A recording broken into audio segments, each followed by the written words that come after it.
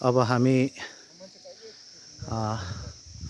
मिसा बलिदान अर्पण गरिसकेर हामी बाबुहरू सेक्रेड हार्टको मूर्तितर्फ गइरहेका छौँ।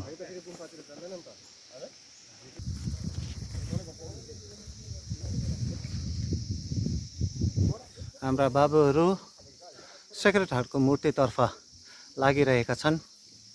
एकदम जोस अनि उमङ्गसँग हामी सबैजना सेक्रेड हार्टको मूर्तितर्फ लागिरहेका छौँ।